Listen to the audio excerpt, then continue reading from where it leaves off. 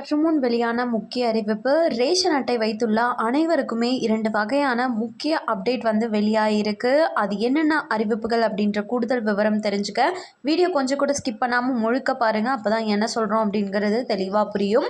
And first time இப்போ தான் நம்ம சேனலை பார்க்குறீங்க அப்படின்னா மறக்காமல் ஒரு லைக் பட்டனை தட்டி விட்டுருங்க. ஆல்ரெடி பார்த்துட்டு இருக்க வீவர்ஸாக இருந்தீங்கன்னா கமெண்ட் பாக்ஸில் ஹாய்ன்னு சொல்லிட்டு போங்க.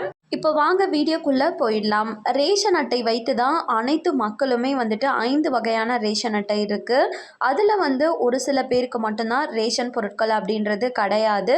ரிமைனிங் இருக்க எல்லா வகையான ரேஷன் அட்டைக்குமே இலவசமாக அரிசி, மலிவு விலையில் கோதுமை, சர்க்கரை, பாமாயில் இவை அனைத்துமே மாதம் மாதம் மலிவு விலையில் கொடுத்துட்டு வந்துட்டுருக்காங்க. நீங்கள் இந்திய நாட்டில் எங்கே இருந்தாலுமே ரேஷன் அட்டையை வைத்து எங்கேனாலும் பொருட்கள் அப்படின்றது பெற்றுக்க முடியும். இந்த நிலை தான் பார்த்தீங்கன்னா மத்திய மற்றும் மாநில அரசுகள் அப்பப்போ ரேஷன் கார்டு தொடர்பான விதிமுறைகளை மாற்றி வந்துட்டுருக்கு. அந்த வகையில் இப்போது அனைவரையுமே கேஒய்சி சரிபார்க்கப்படணும் அப்படின்னு ஆல்ரெடியே சொல்லியிருந்தாங்க. அதற்கு மார்ச் வரையும் டைமும் கொடுத்துருந்தாங்க. ஆனால் நிறைய மக்கள் இந்த கேஒய்சி இன்னுமே கம்ப்ளீட் பண்ணாமல் இருக்கிறதுனால இதற்கான டேட் அப்படின்றது நீட்டிக்கப்பட்டிருக்கு.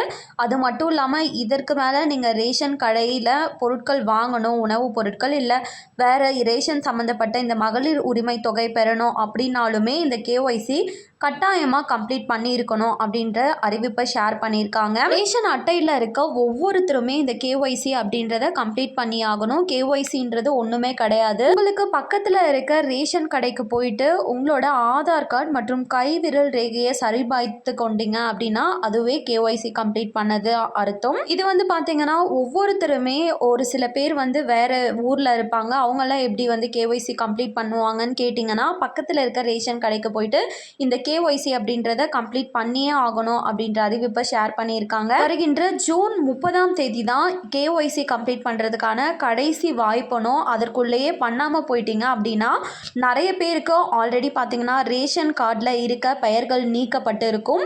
ஸோ இப்போ ரேஷன் கார்டே ரத்தாகிறதுக்கான பொருட்கள் கிடைக்காம போகிறதுக்கான வாய்ப்புகள் இருக்குது ஜூலை 1 இருந்து.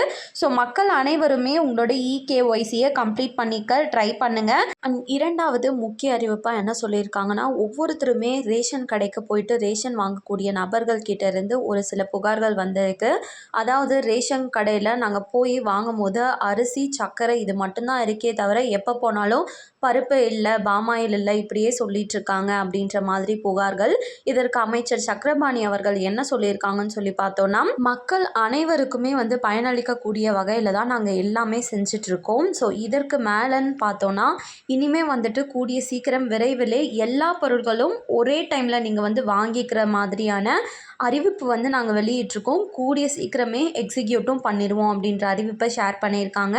ஸோ நீங்கள் கூடிய சீக்கிரமே ஒரு டைம் போயிட்டு வந்தீங்கன்னாவே அதிலே ரேஷன் பொருட்கள் அனைத்துமே நீங்கள் பெற்றுக்க முடியும்.